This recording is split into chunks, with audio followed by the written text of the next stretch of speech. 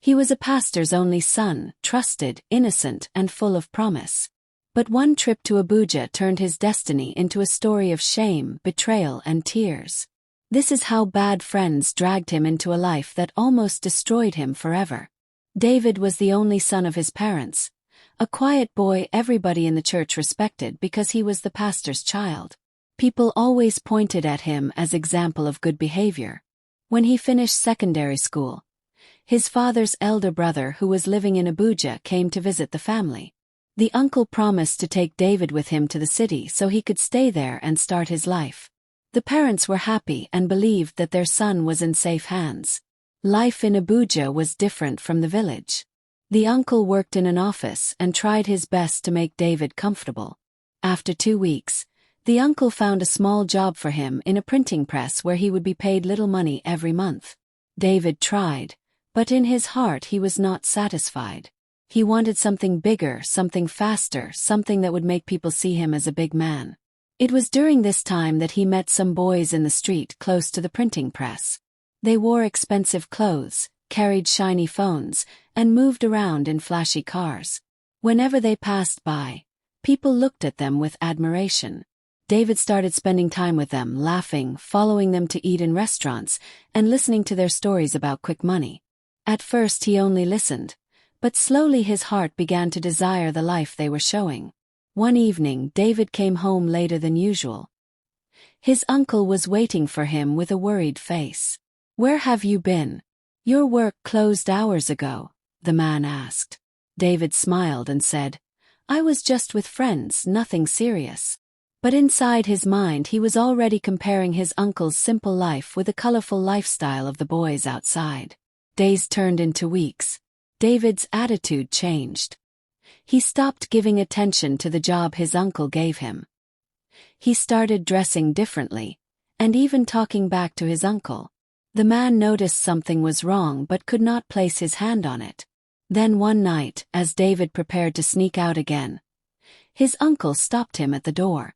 "David, I hope these your new friends will not destroy you," he said quietly. The word stung, but David laughed it off. He walked into the dark street where the boys were waiting. They clapped for him and said, "Tonight is your night. You go join us fully." David felt both fear and excitement. He did not know what they meant, but the way they smiled made him think his dream of being a big boy was finally here. He entered the car with them, his heart beating fast. He did not know that the decision he made that night would change his life forever. The car moved through the busy Abuja streets. David sat at the back trying to act bold, but his hands were shaking. The boys laughed loudly, music blasting from the speakers. One of them turned to him and said, "David, if you want to be like us, you must do what we do. Big boy life no be for children." David forced a smile. "What is it? Tell me, I am ready." He thought it would be something like carrying packages, maybe even fraud. But the way the boys exchanged looks made his stomach twist. They drove into a quiet compound, high walls surrounding the place. David followed them inside, his legs weak. In the room the boys became serious. One locked the door, another brought out drinks, and the last one dropped a nylon bag on the table. David's eyes moved around nervously. "What is this place?" he asked, but no one answered. Instead, one boy stepped close and whispered, "This is the only way you go make money. No turning back." Before David could reply, they pushed him to the bed. His chest pounded, his voice shaking. "No, I cannot." But their laughter filled the room. He struggled, but 3 against 1 was too much. Tears filled his eyes as he realized what was about to happen. The pastor's son, the boy raised to be example, was about to be forced into something his parents never imagined. After it ended, David lay still, broken and ashamed. They clapped and poured him drink. "Congratulations, you are now one of us," they said. David wanted to scream, but no words came out. Inside he felt empty, like something was stolen from him. The next morning the boys gave him new clothes, a bundle of cash, and a small phone. "From today you are family," they told him. David looked at the money in his hand. It was more than what he could earn in months at the printing press. His heart was torn. He hated what happened, but the money blinded him. When he returned to his uncle's house, he dropped some money on the table. The man frowned. "Where did you get this from?" David lied quickly. "One of my friends helped me with small change." The uncle stared at him, suspicious, but David turned away. That night, as he lay in bed, David could not sleep. Every time he closed his eyes, the memory of that room came back.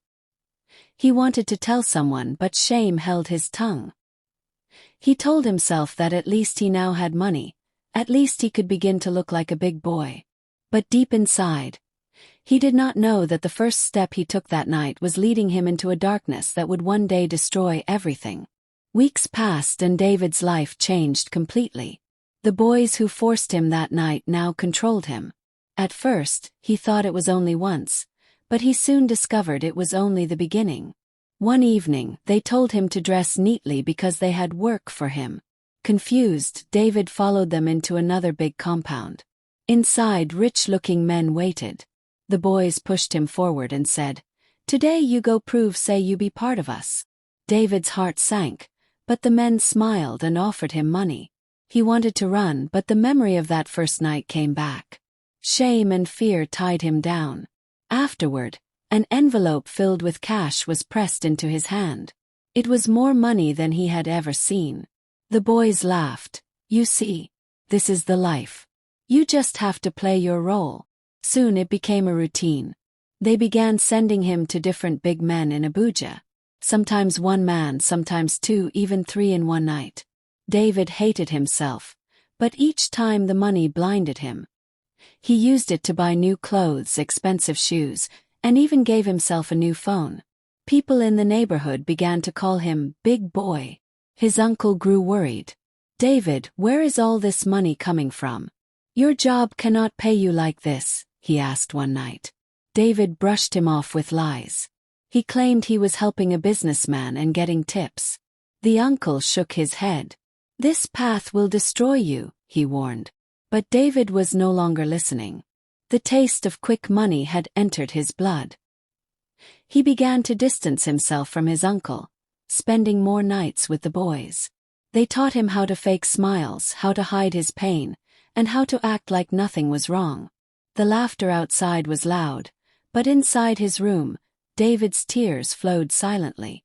Each night he promised himself it was the last, but the next day, another call would come, another man would be waiting, and another envelope would land in his hand.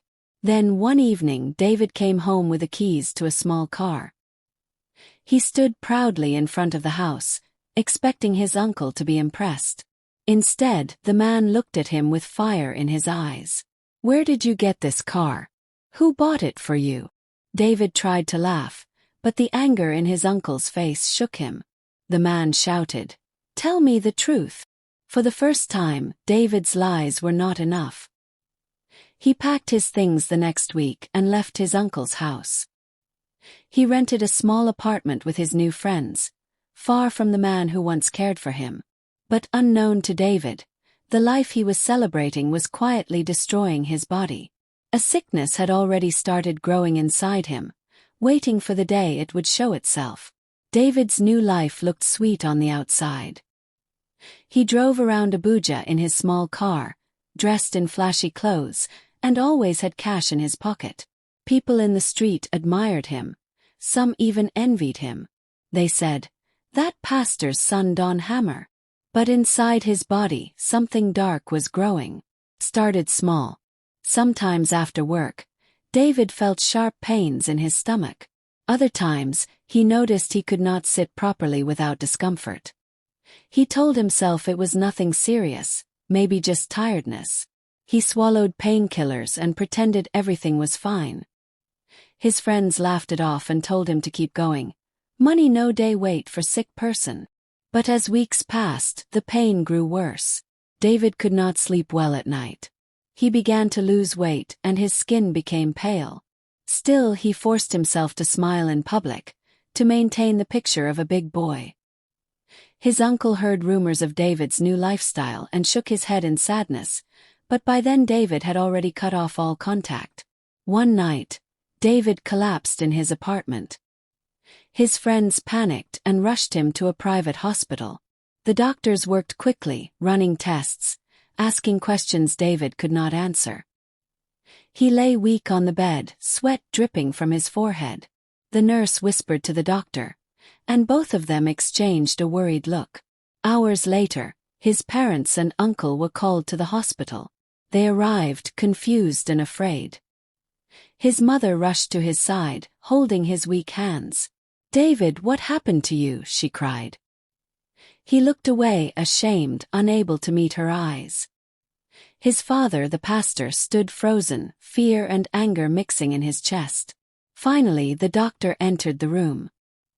He looked at the family with pity and said, "We found the problem. His rectum is badly damaged.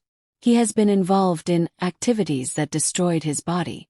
The truth is, he will need surgery, and even if we treat him, he may have to wear Pampers for the rest of his life."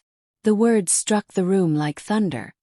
His mother screamed, covering her mouth. His father staggered backward, unable to believe what he just heard. His uncle sat down slowly, shaking his head in shock. David closed his eyes, tears rolling down. He wished the ground would open and swallow him. The same friends who introduced him to this life were nowhere to be found. None of them came into the hospital room. None of them asked about him. The doctor turned back to the family and said, "We will try our best, but you must prepare yourselves. His life will never be the same again." David's father looked at his son with trembling lips and asked the question no one else could say out loud. "David, what have you done to yourself?" The days after the doctor's words were like a nightmare for David and his family. He stayed in the hospital, weak and ashamed, with tubes connected to his body. His mother hardly left his side, wiping his face and crying softly.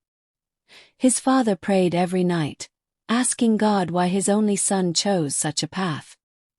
His uncle sat quietly, anger mixing with sorrow, because he had warned David many times. David looked around for the friends who once filled his life with laughter and expensive outings. None of them came. The boys who had promised him quick money and big boy life disappeared the moment trouble came. Not a single one called the hospital or asked about his condition. For the first time, David understood that he had been nothing but a tool for them, a sacrifice they used to make their own money. The doctors did their best, but the damage was too much. After surgery, they told the family the truth again. "He can live, but he will never be the same. He will have to wear Pampers for the rest of his life." The shame burned David's heart like fire. Once he was the pastor's son, an example to many. Then he was the big boy in Abuja, admired by all. Now he was a shadow of himself, broken and rejected. When he returned home, neighbors whispered. Some mocked the family, saying the pastor had failed to raise his son. Others shook their heads in pity. David could not walk proudly again. He moved quietly, avoiding the eyes of people. He remembered the nights of enjoyment, the cars, the drinks, the laughter. All of it ended in shame. One evening, his father sat with him under the dim light of the sitting room. "David," he said with a heavy voice, "you are still my son. Forgive you. But let your life be a warning to others. Quick money is a lie. Bad friends are a trap. Only God and hard work can give peace." David cried in his father's arms, wishing he had listened from the beginning. The pain of his body was nothing compared to the pain in his heart.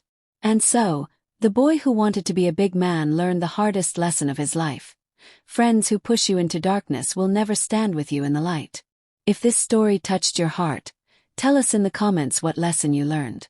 Do not forget to like, share, and subscribe so more people can hear this powerful story and be warned before it is too late.